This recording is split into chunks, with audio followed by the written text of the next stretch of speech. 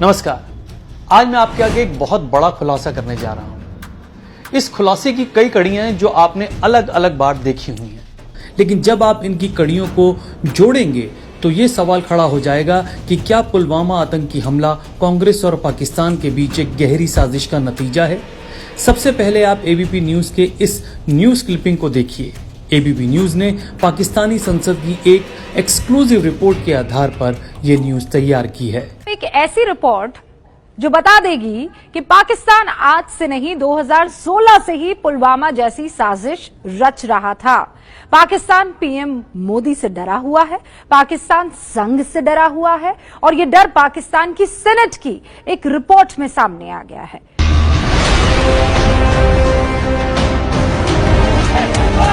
भारत देश बचाना है, मोदी जी को लाना। क्या पीएम मोदी के खिलाफ पाकिस्तान ने साजिश रची है?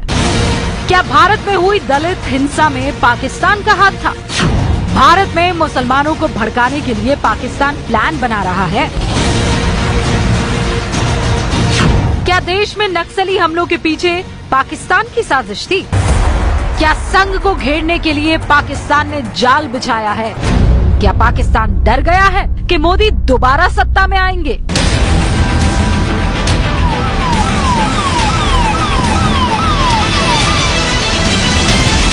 और सबसे बड़ा सवाल, क्या 2016 में ही रच ली गई थी पुलवामा हमले की साजिश? अभी आपने एबीपी न्यूज द्वारा एक्सक्लूसिव रिपोर्ट देखी। ये अधूरी रिपोर्ट है, हम आपको ये पूरी रिपोर्ट दिखाएंगे, लेकिन उससे पहले मणिशंकर अय्यर की ये क्लिपिंग आप जरूर देखिए जो आपने पहले भी देखी हो।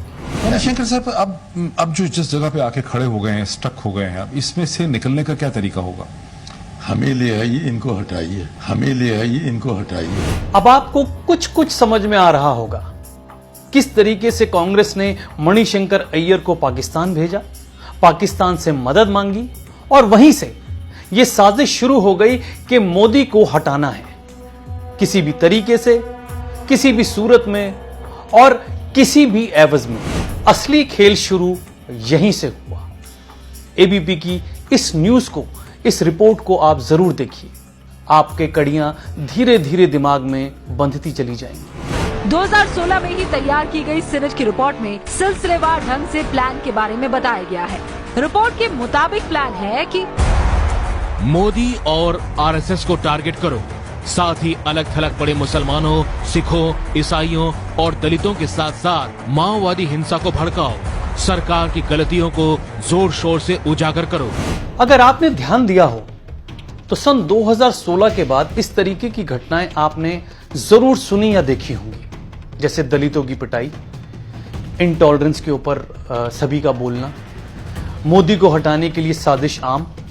और देखा जाए तो मोदी को हटाने के लिए साजिशें आम नहीं बल्कि साजिश रची जा रही थी। और इस बारे में पूरा उल्लेख किया है अपने लेख में पाकिस्तानी पत्रकार ने। जी हां, पाकिस्तानी पत्रकार जिनका नाम है मुबशिर लुकमान। उन्होंने अपने इस लेख में क्या कहा देखिए। मोदी को हम जितना खतरनाक समझते हैं वो उससे कहीं ज्यादा खतरनाक है और मोदी ने अपना असली रूप अब तक दिखाया ही नहीं है। अगर मोदी 2019 में इंडिया में फिर जीत गया तो फिर हम पाकिस्तानियों के पास कोई काम नहीं बचेगा और पाकिस्तान कहीं का भी नहीं रहेगा।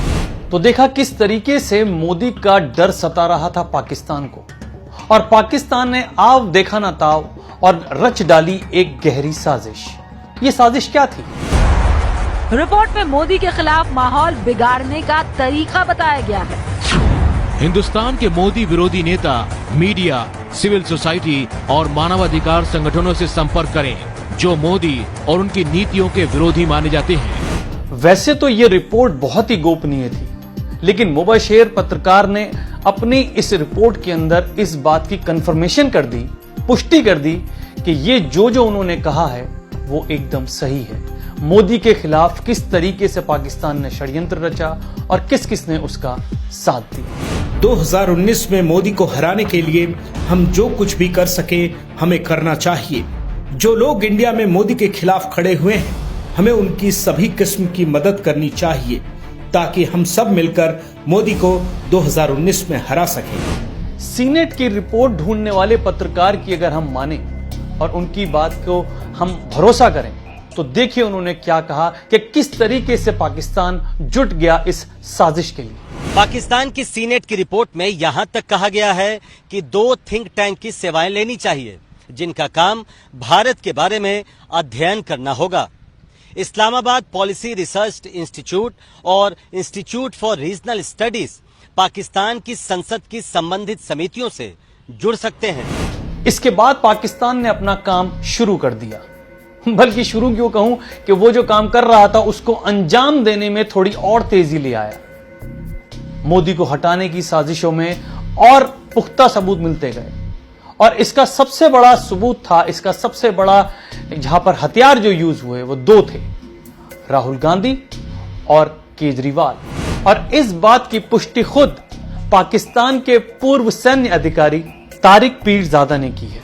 मोदी को रोकने के लिए इंडिया में हमें राहुल गांधी और अरविंद केजरीवाल जैसे लोगों की मदद करनी होगी और हिंदुओं को जातियों में तोड़ देना होगा। और अब की बार हद तो तब हो गई जब राहुल गांधी ने सिद्धू को भेजा पाकिस्तान और वहां पर सरेआम खुल्लम खुल्ला इमरान खान ने यह ऐलान कर दिया कि अब आगे की बात तब होगी जब मोदी को हटाकर वहां पर पीएम बनेंगे सिद्धू। हमें सिद्धू की इंतजार करनी पड़े कि जब वो वजीर आजम बनेगा तब दोस्ती होगी पाकिस्तान और हिंदुस्तान की। मैं उम्मीद रखता हूं कि वहां ऐसी लीडरशिप आ जाए।